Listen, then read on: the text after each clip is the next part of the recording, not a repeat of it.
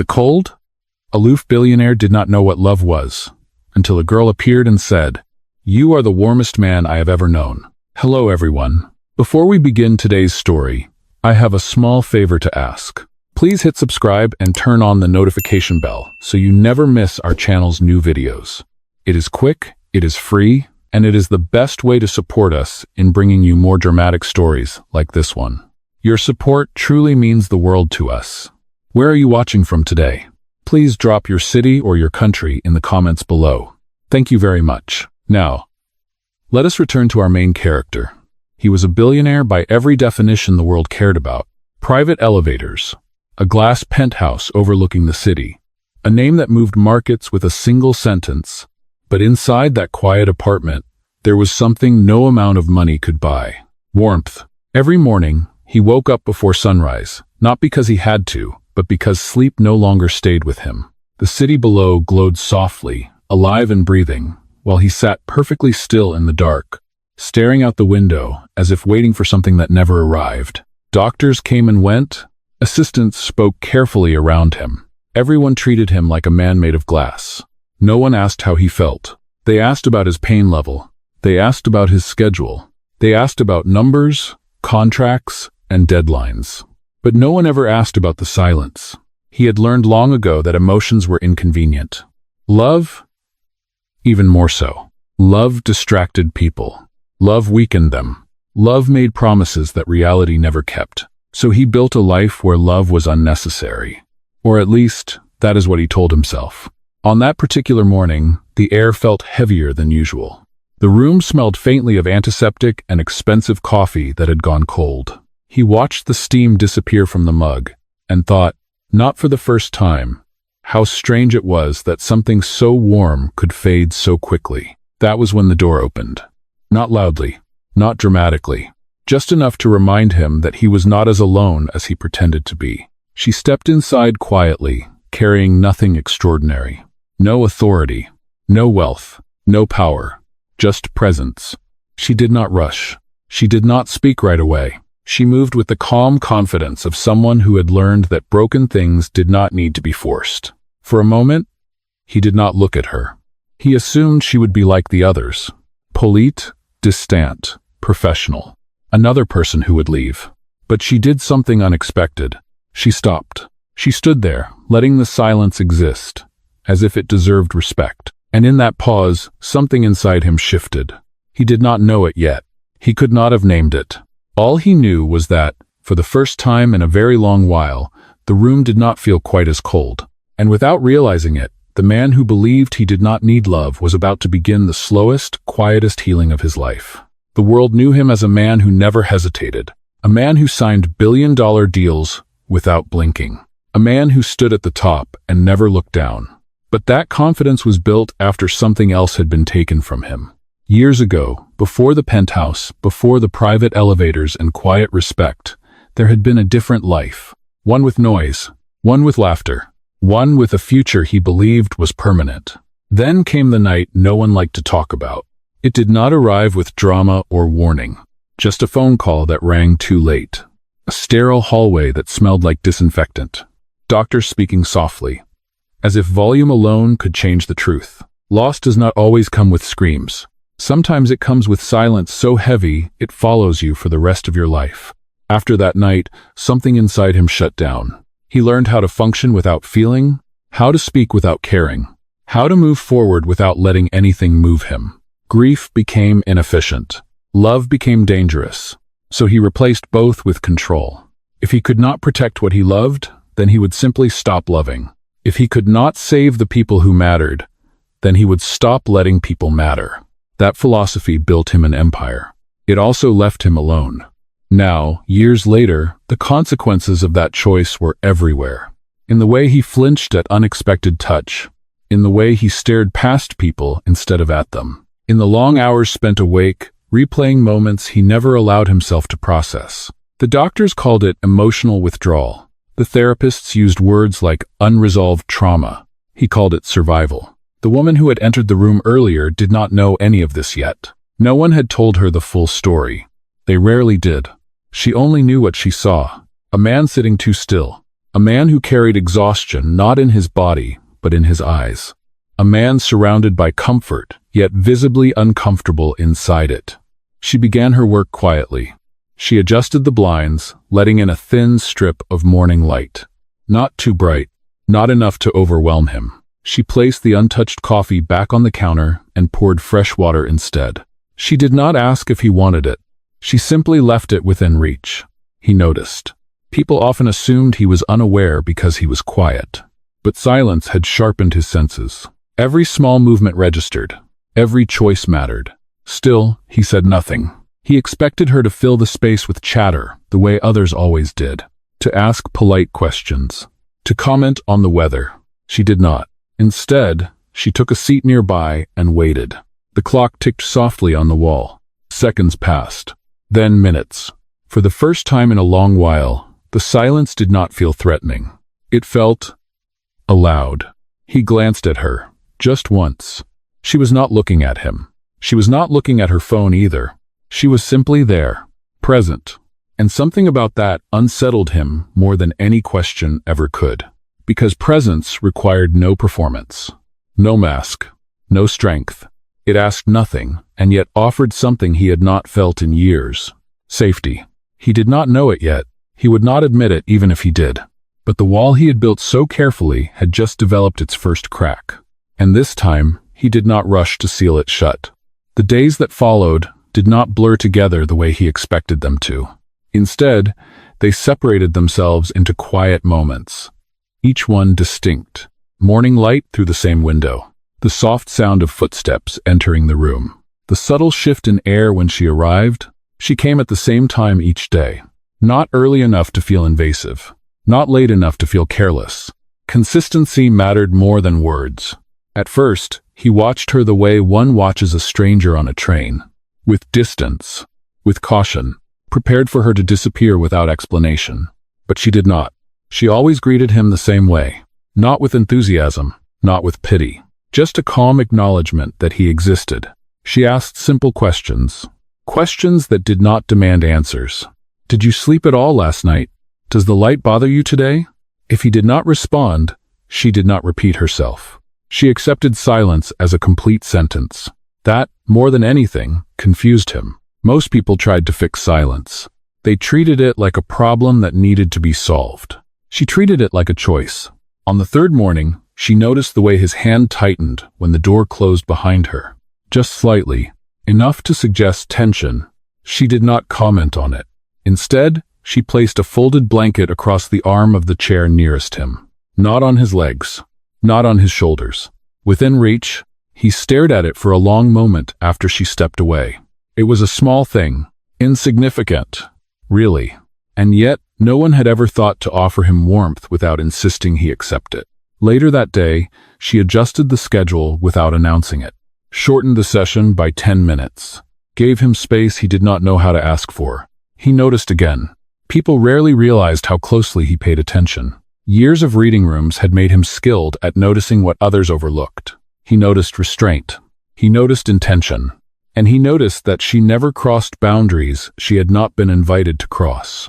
By the end of the week, the room had changed. Not in appearance, but in atmosphere. The silence no longer pressed against his chest. It settled instead, like something that could be shared. One afternoon, while she adjusted the blinds, he spoke. Just one word. Why? The sound of his own voice startled him. She turned slowly, careful not to break the moment. Why what? She asked. Why are you here? He said. Really? She considered the question. Not because it was difficult, but because it deserved honesty. Because people heal better when they are not treated like problems, she said. Then she added quietly, and because you deserve rest. The words landed somewhere deep, not painfully, not dramatically. They simply settled. He did not respond. He did not need to. That night, for the first time in years, he slept for more than 2 hours at a time. Not because his pain was gone, not because his memories had softened, but because, for the first time, someone had stayed without trying to take anything from him. And somewhere in that fragile stillness, the idea of love began to feel less like a threat, and more like a possibility he had never been taught how to recognize. By the second week, the routine had become familiar. Not comforting yet, just predictable. She arrived each morning with the same quiet rhythm. The door opened softly. Footsteps paused. Then she entered the room without rushing it. Predictability mattered to him more than he liked to admit. It meant he did not have to brace himself. It meant nothing unexpected would be demanded. She never asked him to explain himself, never pushed him to talk about the past, never filled the room with forced optimism. Instead, she focused on small, tangible things. The temperature of the room, the position of the chair, the angle of the light. One morning, she noticed the way he shifted slightly whenever the sunlight hit his eyes. Without comment, she adjusted the blinds halfway, leaving the rest untouched. He watched her do it. Most people change things dramatically, as if healing required a grand gesture. She changed things by inches. That same morning, she brought a cup of tea instead of coffee, not because coffee was forbidden, but because she had noticed his hands tremble less when he drank something warm and steady. She placed the cup beside him and stepped back. No explanation. No instruction. He waited several minutes before reaching for it. The porcelain was warm, not hot. Intentional. He took a slow sip. For reasons he could not fully explain, the warmth settled deeper than expected. Not just in his body, but somewhere behind his ribs, where the ache usually lived. Later that afternoon, during a quiet check-in, she spoke again. "You do not have to talk," she said. "But if you ever want to, I will listen." There was no urgency in her voice. No promise of fixing anything. Just availability. He nodded once. That was all. As the days passed, she began to notice patterns others had missed. How his jaw tightened when certain topics came up on the television. How his breathing changed when he heard sirens outside. How his focus drifted whenever he was asked about the future. She did not point any of it out. She simply adjusted around it. When the television grew too loud, she turned it down without asking. When his breathing became shallow, she slowed her own, allowing the rhythm to guide him back. When questions felt heavy, she redirected them gently. He began to realize something unsettling. She was paying attention, not in the way people watched him out of obligation or curiosity, but in the way someone watches because they care about comfort. One evening, as the sky outside darkened earlier than usual, he broke the silence again. "I used to think strength meant never needing anyone," he said. The words surprised him as soon as they left his mouth. She did not respond right away. Then she said, "Strength can also mean knowing when you are tired." He considered that. No one had ever framed it that way. The conversation did not continue. It did not need to. The shift had already happened. That night, when she left, he noticed the room felt emptier than usual. Not colder, just quieter. He sat there long after the door closed, replaying the sound of her voice, the measured calm of it, the way it never demanded more than he could give. He realized then that healing was not arriving all at once. It was arriving slowly, in controlled doses, in moments so small they almost went unnoticed. And without realizing it, he had begun to wait for her footsteps each morning. Not because he needed treatment, not because he required care, but because, in her presence, the world felt less hostile, less sharp. And for the first time since his loss, he did not immediately push that feeling away. He let it stay. The change was subtle at first, almost easy to miss. He began sitting closer to the window instead of turning his chair away from it. He stopped flinching when the door opened. His shoulders no longer stayed permanently tense, as if bracing for impact. To anyone else, these shifts would have meant nothing. To her, they meant everything. But healing is never a straight line. One afternoon, the routine broke. It started with a sound. A sharp metallic clang echoed from the hallway outside, followed by raised voices and hurried footsteps. Someone dropped equipment. Someone cursed under their breath. The noise was brief, ordinary, but his reaction was not. His breathing changed instantly. Fast. Shallow. His hands gripped the arms of the chair so tightly that his knuckles lost color. She noticed before he could hide it. She did not rush toward him. She did not call for help. She moved slowly, deliberately, and lowered herself into the chair across from him. "You are safe," she said, calmly. "Nothing is happening right now." He did not answer. His eyes were unfocused, fixed on something far beyond the walls of the room. She adjusted her own breathing, making it slow and steady, knowing his body would follow before his mind could. "Inhale," she said quietly. Then exhale. The seconds stretched. Finally, his grip loosened. Just a little. The moment passed, but the aftermath did not. Anger arrived next. Sharp.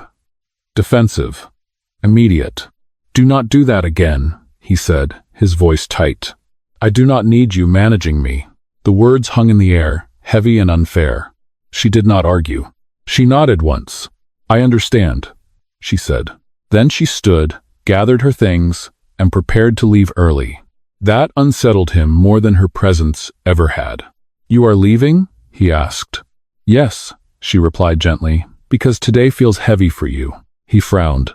Most people stayed longer when he struggled, as if proximity alone counted as help. She respected the wait instead of challenging it. After she left, the room felt wrong. Too quiet, too empty. The silence pressed in again, sharper than it had been in days. That night, sleep did not come. His mind replayed the moment, again and again. The noise, the fear, his reaction, and then her response. Not panic, not judgment, understanding. By morning, exhaustion clung to him. When she arrived later that day, he expected awkwardness, distance. Instead, she behaved exactly the same. No apology, no explanation, just presence. "I should not have spoken to you that way," he said suddenly. The words surprised both of them. She paused, then met his eyes. "You were scared," she said. "That happens." No blame, no correction. Something inside his chest tightened. "I do not like feeling weak," he admitted. She nodded slowly. Most people do not. There was a pause. Then she said something he had not expected.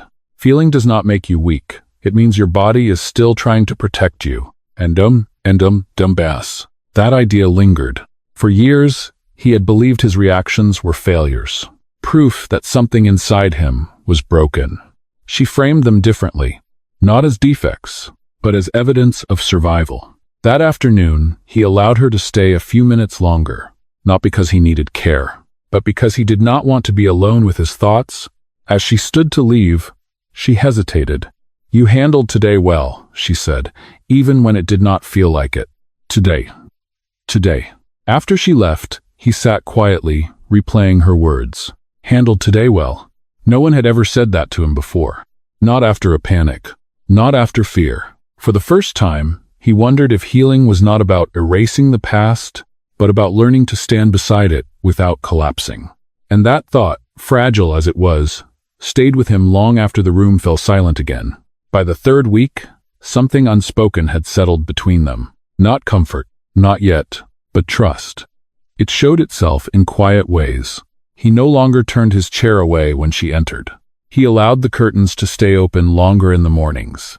He began answering her questions, not with full sentences, but with small nods or single words, enough to let her know he was present. One evening, the sky outside darkened faster than expected.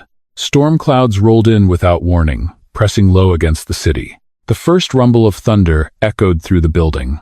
He froze, his breathing caught in his chest, sharp and uneven. His eyes fixed on the window as if he were no longer in the room. She noticed immediately. She did not rush. She did not touch him. She moved closer, slowly, and lowered herself into the chair beside him. The thunder sounded again, louder this time. His hands trembled. "I cannot stop it," he said suddenly, his voice strained. "I know it is not real. I know where I am. But it does not listen." His honesty startled him. He had never explained this to anyone before. She nodded gently. "That makes sense," she said. The simplicity of her response disarmed him. Most people tried to convince him his fear was unreasonable. She accepted it as information. "The body remembers," she continued quietly, "even when the mind wants to move on." Another crack of thunder filled the room.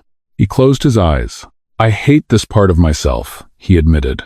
"The part that reacts, the part that cannot control it." Reverwid. She was quiet for a long moment. Then she said the words that would change everything. "You are not cold," she said softly. "You are careful." He opened his eyes and looked at her. She met his gaze without hesitation. The coldest people do not feel this deeply, she continued. They do not notice. They do not react. They do not carry this much. The thunder faded into the distance. His chest tightened, but this time, not with panic. With you, she added, her voice steady. I see someone who learned how to survive by holding everything inside. That does not make you empty. She paused. It makes you human. The room felt very still. He swallowed, struggling to find his voice. All anyone ever says is that I am distant, he said. That I am cold, that I do not care. She shook her head slowly. I do not see that, she said. I see someone who protects others by protecting himself. Is daughter Tis and Kanav and a Tess. Her words landed carefully, as if placed rather than thrown. Then she said it, the sentence he would carry with him long after this moment ended. You are the warmest man I have ever known, she said. You just learned to hide it. The thunderstorm outside passed quietly. Inside the room, something else shifted. He did not look away. He did not retreat. Instead, his shoulders relaxed, just slightly. No one had ever described him that way before. Not the board members. Not the doctors. Not the people who claimed to know him best. Warm. The word echoed in his mind. For the first time, the idea did not feel wrong. Tears gathered in his eyes, surprising him. He did not wipe them away. She did not comment. She simply stayed. After a while, he spoke again. I thought love was something I had lost, he said. I thought it was gone. She shook her head gently. I think it stayed, she replied. It just did not feel safe to come out. The storm ended. The city lights flickered back to their steady glow. And for the first time since his loss, he did not feel ashamed of what he felt. He felt seen, not as a billionaire, not as a patient, but as a man who had been hurting quietly for a very long time. And in that recognition, healing did not arrive loudly. It arrived softly, and it stayed. The days after the storm felt different. Not lighter, not easier, but clearer. He noticed himself doing things he had not done in years. Pausing before speaking, listening instead of reacting, allowing silence without immediately filling it with control. And then the outside world stepped in. It always did. The first sign came in the form of a meeting request. Urgent. Non-negotiable. The board wanted to see him, not to ask how he was healing, not to ask what he needed. They wanted timelines. They wanted certainty. They wanted their version of him back. When he returned from the meeting, his posture had changed. His shoulders were tight again. His jaw clenched in a way she had learned to recognize. She did not ask what happened. She waited. Eventually, he spoke. They think I am getting soft, he said flatly. They think this is affecting my judgment.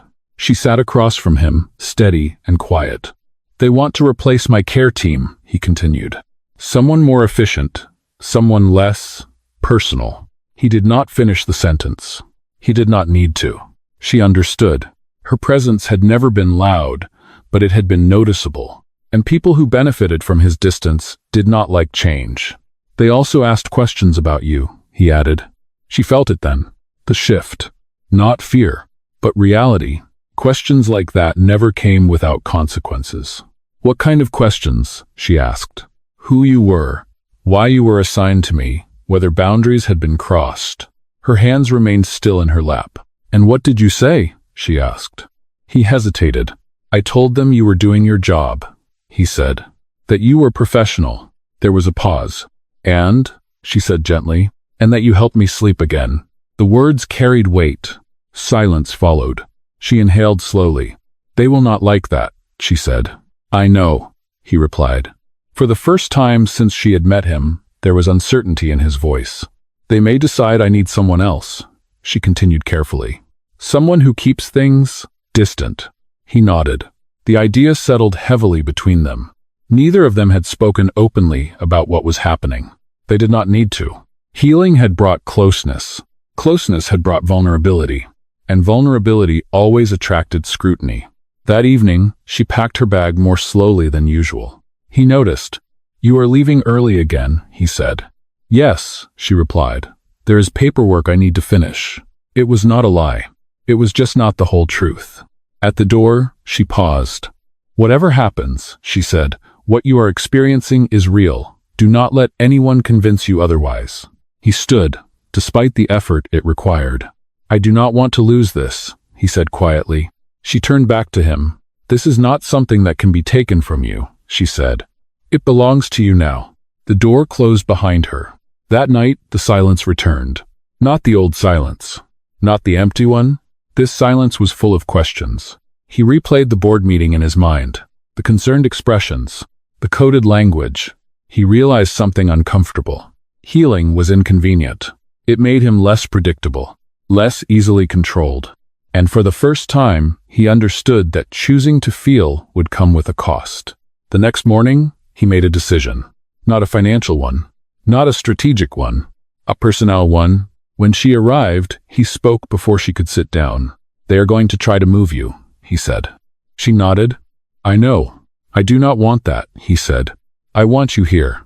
She met his gaze. This is not just about what you want, she said gently. You know that. I do, he replied. There was a pause. Then why do you look so sure? She asked. Because, he realized, certainty no longer scared him. I spent years protecting my company, he said. I never protected myself. He took a breath. I am not doing that again. By Tina. The room felt steady, not dramatic, not fragile, just honest. Whatever came next, the healing had reached a point of no return, and neither of them could pretend otherwise. The decision he made did not arrive with a speech or a dramatic announcement. It arrived quietly. The next board meeting was scheduled for early morning. Normally, he would have prepared for days. Slides. Talking points. Strategy. This time, he prepared differently. He slept the night before. Not perfectly, but enough. When he entered the room, the faces around the table looked relieved at first. They mistook his calm for compliance. That mistake did not last long. They spoke about efficiency, about risk, about optics. They framed concern as responsibility. When the topic turned to his care team, the room grew more attentive. One of them cleared his throat. We believe it would be best to make some adjustments, he said. Something more standardized. He listened. He always did. Then he spoke. She is not a liability, he said evenly. She is the reason I am functional. The room went still. Someone tried to interrupt. He raised his hand, not aggressively, decisively. For years, you have benefited from my distance, he continued. You called it strength? You called it leadership. He paused. It was not. They shifted uncomfortably. It was grief, he said, and it nearly destroyed me. No one spoke. I will not remove someone who helped me heal because it makes you uncomfortable, he said. This is not a negotiation. The meeting ended shortly after. When he returned, she was already there. She noticed the change immediately. Not in his posture, not in his voice. In his steadiness. You look tired, she said. I am, he replied. But it is a different kind of tired. She waited. They tried to move you, he said. Her breath caught, just briefly. And? She asked. And I said no. The words settled between them. Firm. Complete. She searched his face. They will push back, she said. I know. This could affect your position, she added. I know. There was a pause. Why? She asked. He did not answer right away. Then he said, because what we did here mattered. Not we, as in treatment. Not we, as in routine. We, as in something shared. I spent my life protecting an image, he continued. I forgot how to protect a person. And he was a Paris? He met her eyes.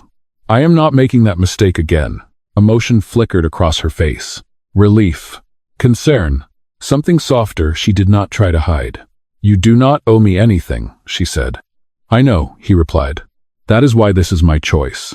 That afternoon, he did something no one expected. He canceled the remainder of his meetings. He turned off his phone. He asked her to stay. Not as a caregiver, but as company. They sat by the window as the light shifted across the room. He poured the tea this time. His hands were steadier than they had been weeks ago. I used to believe love was something that happened to other people, he said quietly. People who were less careful. She smiled faintly. And now? She asked. Now I think love is what happens when you stop running, he said. The words surprised him. They felt true. Outside, the city moved as it always had. Urgent, loud, demanding. Inside, the pace was different, unrushed, grounded. When she stood to leave that evening, he did not look away. Tomorrow, he said, not as a question. I will be here, she replied. After she left, he remained by the window, watching the lights come on one by one. He understood now that healing did not mean returning to who he was before. It meant becoming someone new, someone who chose presence over power, connection over control. And for the first time, that choice did not scare him. It felt right. The morning felt different. Not dramatic, not charged, just clear. Sunlight filtered through the window, steady and soft, touching the room without demanding attention. The city beyond the glass moved as it always had, but inside, the pace was calm. He was awake when she arrived. Not because pain had forced him up, not because his thoughts had raced. He had simply woken, rested enough to notice it. She paused at the doorway when she saw him standing near the counter. He was pouring tea, carefully, deliberately. The same cup she had used every morning. You are up early, she said. I wanted to try something, he replied. He handed her the cup, not as a gesture of gratitude, not as a declaration, just as a quiet return. She accepted it, her fingers brushing the warm porcelain. For a moment, neither of them spoke. Then he said, I used to think healing meant getting back to who I was. She looked at him, listening. I do not think that anymore, he continued. I think it means learning how to stay. She nodded slowly. That sounds right, she said. They sat together by the window, watching the city come fully awake. Cars filled the streets. People hurried past below. Life, unchanged. And yet, everything had changed. Later that day, the final paperwork arrived. Clearances. Approvals, signatures, nothing dramatic. No confrontation, no ultimatum, just confirmation. She would remain, not because he demanded it, not because she owed him anything, but because the space they had built together mattered. As the afternoon faded, he spoke again. I want to say something, he said. She turned toward him. I spent years believing love was something I was incapable of, he said, that it had been taken from me. He took a breath. What I learned here is that it was never gone. It was just waiting for safety. Her eyes softened. You gave me that, he continued. Not by fixing me, not by pushing me. He met her gaze, but by staying when it was easier to leave. She did not answer right away. Then she said, You did the work. He shook his head gently. I learned how to let someone see it, he replied. That evening, she prepared to leave as she always did. At the door, she paused. Tomorrow, she said lightly. Yes, he answered. After she left, he remained in the room, not out of loneliness, but out of reflection. He realized something then. Healing had not erased his grief. It had not rewritten his past. It had given him permission to live beside it. Weeks later, the changes became visible to others. He returned to work, but differently. He listened more. He rushed less. People noticed. Some were confused. Some were uncomfortable. He did not mind. At home, the apartment felt warmer, though nothing physical had changed. The teacup remained on the counter. The chair by the window stayed where it was. And every morning, he woke without dread. One evening, as the light faded and the city softened, she sat beside him again. You seem peaceful, she said. I am, he replied. She smiled. You once told me you did not believe in love, she said. He considered that. I did not understand it, he said. I thought it was loud, demanding, fragile. And now? She asked. Now I know love is quiet, he said. It listens. It waits. It stays. She did not argue. She did not need to. Outside, the city lights turned on one by one. Inside, there was no urgency. No grand promise was made. No future was announced. Just two people sitting in shared silence, unafraid of it. And for the man who had once believed he was cold beyond repair, that quiet was the greatest proof of healing. Because love did not arrive as something new. It revealed what had been there all along.